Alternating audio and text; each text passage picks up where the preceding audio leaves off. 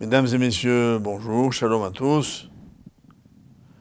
Dans l'année juive, il y a une période qui est particulièrement difficile à vivre. C'est celle qui sépare deux jeûnes, celui du 17 Tammuz, du 9 Ab. Cette période qui tombe généralement au mois de juillet dure 3 semaines. 3 semaines durant lesquelles on lit des passages des prophètes qu'on appelle les 3 Shabbats du châtiment. Ce sont 3 prophéties de Jérémie d'une part, d'Isaïe d'autre part, dans lesquelles on fait état de la crise, si j'ose dire, qui s'est installée entre Hachem et Israël. La trahison du peuple juif a connu un jour un trop-plein. Et le Créateur a dit, ça suffit. Il est donc passé aux actes, c'est-à-dire, il a détruit le temple. La destruction du temple est présentée par les prophètes comme un drame pour Dieu. Pour lui, sa propre maison, à laquelle il laisse les ennemis d'Israël mettre le feu, était bien évidemment comme un constat d'échec. Mais remettons les choses à leur place. Ce ne sont ni les Romains, ni les Babyloniens avant eux qui ont détruit les temples. C'est Hachem qui s'est servi de leur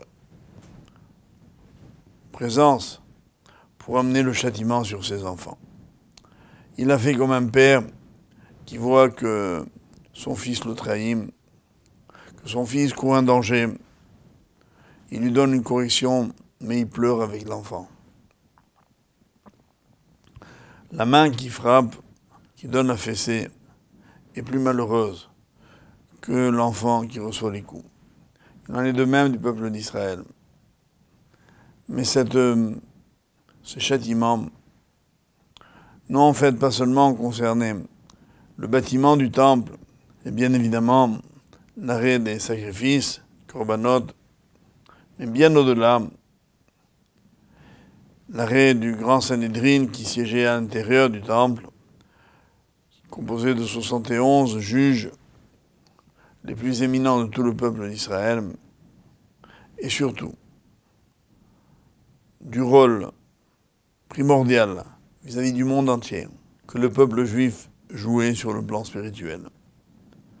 Les prophètes disaient en effet que Dieu a fait de nous une lumière pour les nations, pour les guider vers le chemin qui monte jusqu'au ciel. Et là, tout s'arrête. Israël est chassé de sa terre, il perd son indépendance politique, il perd son autonomie, il perd son leadership religieux, il devient un peuple pourchassé, haï, exilé. Le premier exil durera 70 ans, le deuxième n'est pas encore tout à fait terminé.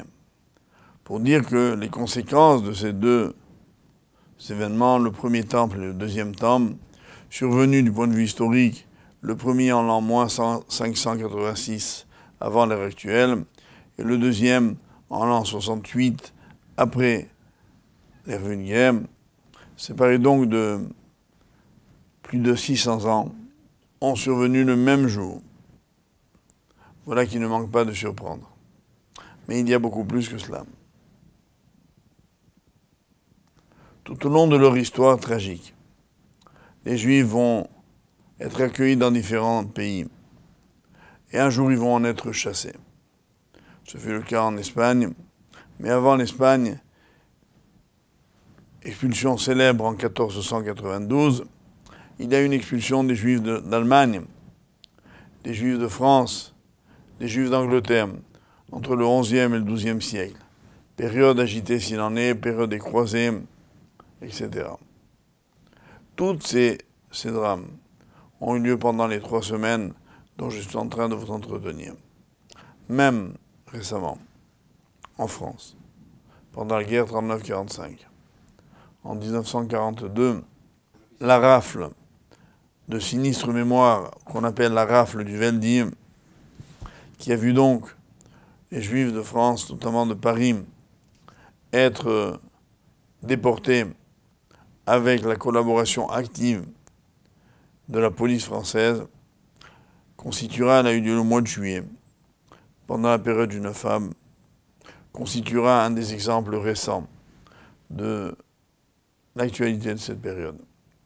Puisque j'évoque ce sujet, beaucoup d'esprits contemporains se sont étonnés que les rabbins, les chachamim, les sages de notre temps, n'aient pas souhaité, comme l'a fait l'État d'Israël notamment, fixer un jour pour commémorer le drame de la Shoah. Le Yom HaShoah, qui est observé en Israël surtout, et dans un certain nombre de communautés, n'a pas été institué par les sages d'Israël. Pourquoi ? La raison, c'est que, disait-il déjà bien avant, et ils l'ont répété après, tous les drames de l'histoire ont tous leurs racines à l'intérieur du 9 av. Et ajoutait-il déjà avant la Shoah, que si on devait marquer tous les drames de l'histoire par une date les commémorant, le calendrier juif aurait tôt, vite fait, de se transformer en une complainte permanente. Les sages ne veulent pas que l'on soit triste outre mesure, que l'on ait de la peine, que l'on pleure indéfiniment. Tous les rites de deuil sont codifiés, même quand on perd l'être qu'on a le plus cher au monde. Le deuil est limité à 7 jours, d'abord les plus graves, puis 30 jours, moins graves. Et puis au bout de 12 mois, le deuil est terminé. Quelqu'un qui voudrait être en deuil toute sa vie transgresse la Torah. Pourquoi tout cela ? Parce que la Torah redoute une chose, que la tristesse, que les larmes conduisent au désespoir. Celui qui en effet désespère est un homme qui se met en danger lui-même, qui met en danger les autres. Rien de pire que la déprime. Pour éviter d'y tomber, la Torah demande qu'on prenne le deuil des temples de Jérusalem, de la Shoah, de toutes les souffrances de nos parents, mais qu'on sache s'en relever. Et je vais vous donner 2 exemples. Pendant ces 3 semaines par lesquelles j'ai commencé notre petit entretien d'aujourd'hui, on lit un texte de la Torah qui s'appelle Pinchas. La paracha de Pinchas est celle dans laquelle on cite les passages ayant trait au korbanot, au sacrifice, qu'on offrait au temple pendant les fêtes. Là encore, étonnement. En effet, on aurait pu choisir un moment plus adéquat. Bien non, disent nos sages. C'est précisément fait de façon consciente et volontaire, pour ne pas que pendant la période de deuil, l'homme sombre complètement. Le fait de penser simplement qu'un jour, il y aura des fêtes, et pour nous un immense réconfort. On trouve la même idée lorsque la Torah nous raconte que Yosef a été vendu par ses frères. On imagine un peu la scène. Un frère trahi par ses propres frères. Il est ligoté, jeté sur un chameau, vendu à une caravane qui va le vendre comme esclave en Égypte. Une situation dont on ne peut pas imaginer plus déprimante.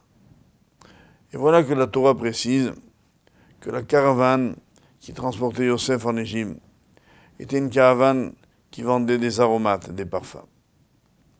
Et nos maîtres expliquent pourquoi. Pour ne pas incommoder Yosef le tzaddik.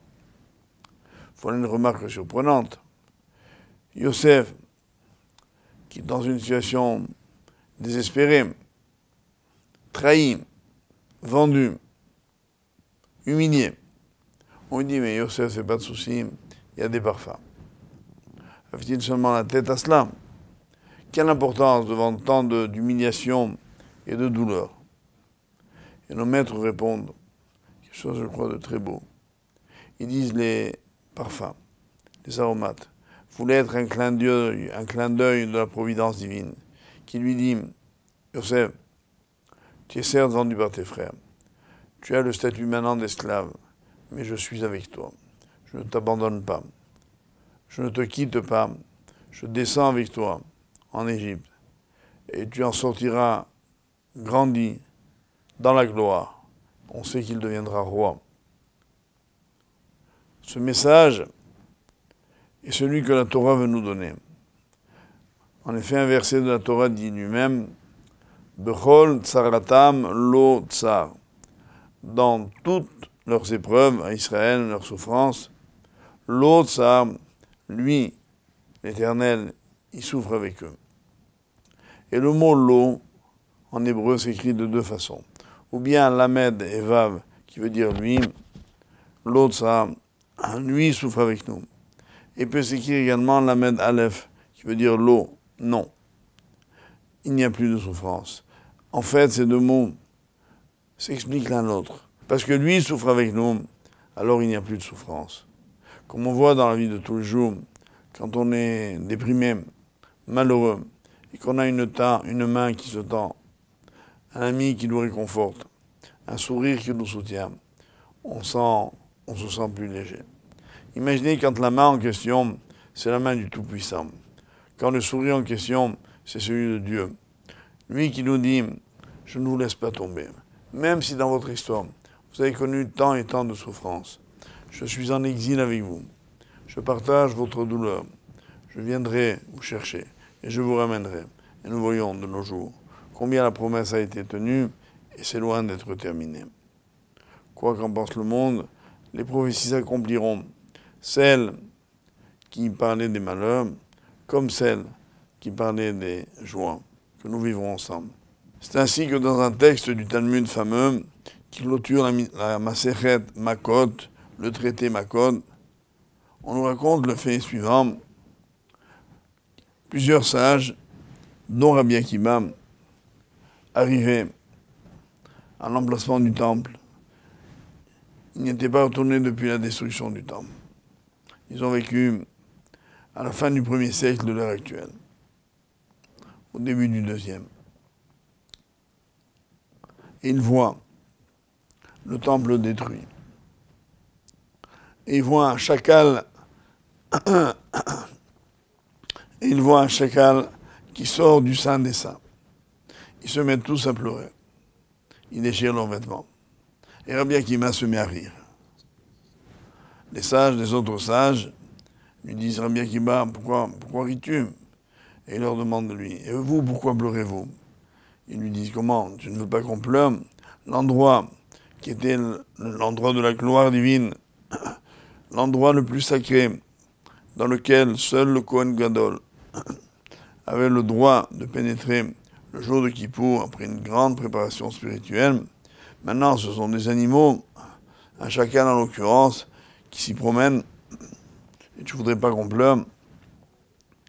Et toi, pourquoi ris-tu? Il dit justement, je ris pour la raison pour laquelle vous pleurez. Car dans les prophéties, on fait état, comme l'a dit Jérémie, de la destruction du temple et de l'abandon dans lequel il sera livré.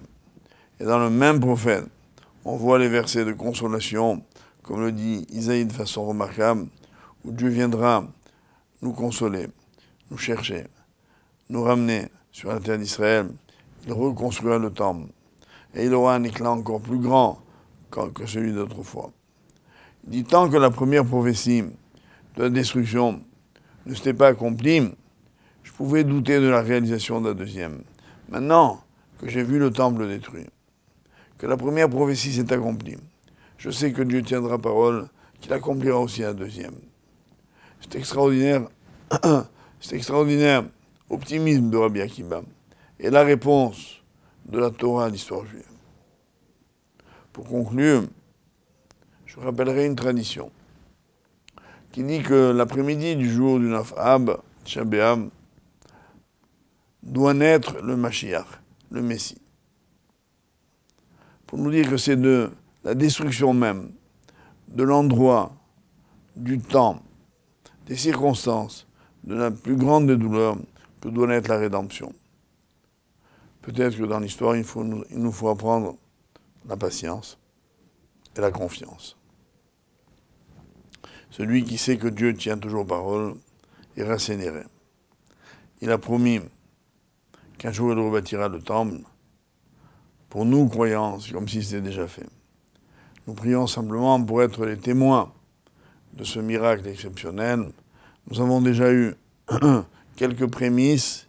Il nous faut prier pour avoir le bonheur de vivre la suite et de voir la réalisation de toutes les magnifiques prophéties de la fin des temps, dans lesquelles le peuple d'Israël, regroupé sur sa terre, continuera d'être une lumière pour les nations, et le monde respectera enfin les Juifs, en reconnaissant leur rôle spirituel, leur fonction, et le respecteront et l'aimeront.